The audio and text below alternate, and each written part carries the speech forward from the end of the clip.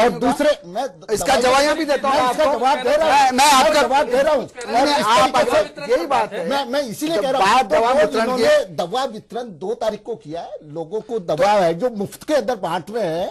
मैं चिकित्सा के अंदर बातचीत कर रहा हूँ कि चिकित्सा से संबंधित आप तो इसी पे अगर होना नहीं चाहिए, स्वास्थ्य संबंधी काम होना चाहिए। चिकित्सा से कोई बीमार आदमी है, बड़ी बात सरकार जो मुफ्त दवा दे रही है वो क्या देनी चाहिए या नहीं देनी चाहिए, बड़ा इन्होंने सवाल उठाया।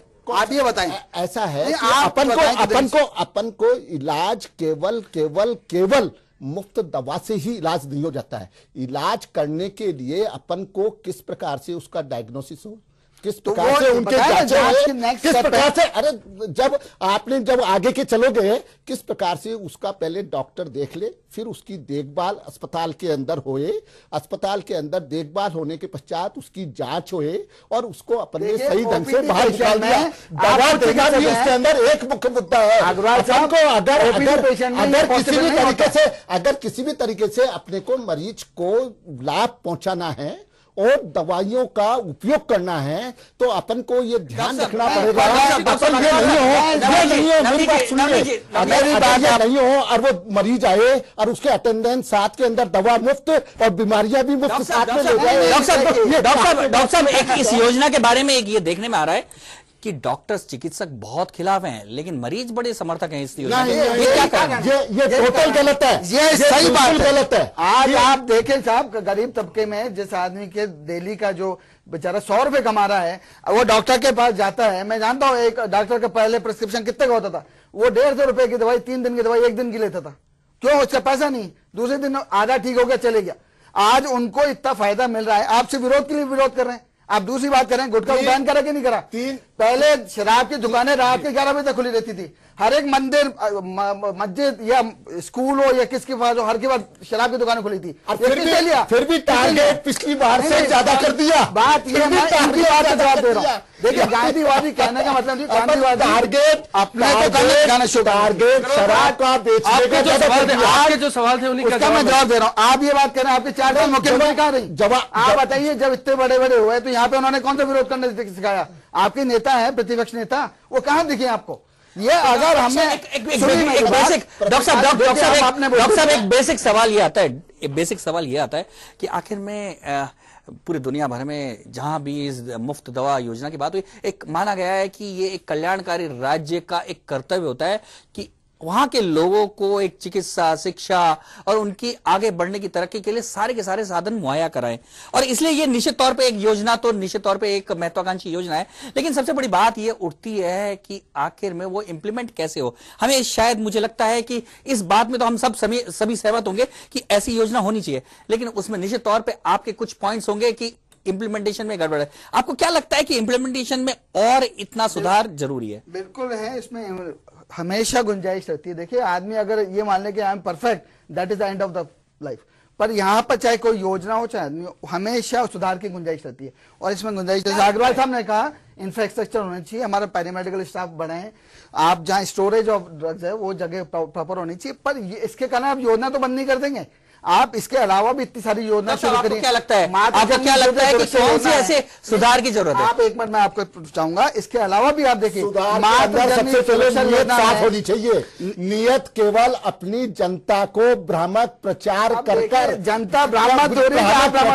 ये जीतने के लिए ये नहीं होनी चाहिए। नियत साफ हो तो अपने आप योजना साफ है। अपने लोकतंत्र में, अपने प्रजातंत्र के अंदर नियत के अंदर लोक कल्याणकारी योजनाएं बनाई जाती हैं, लेकिन लोक कल्याणकारी योजनाओं का हाथ इस प्रकार से होए, जनता की गाड़ी कमाई का जो एक्सचेकर है उसके पैसे का बर्बादी होए, तो वो बर्बादी खराब है। और उसी के लिए हम कह रहे हैं कि उसकी बर्बादी नहीं करो, इस प्रकार के भ्रामक प्रचार करके।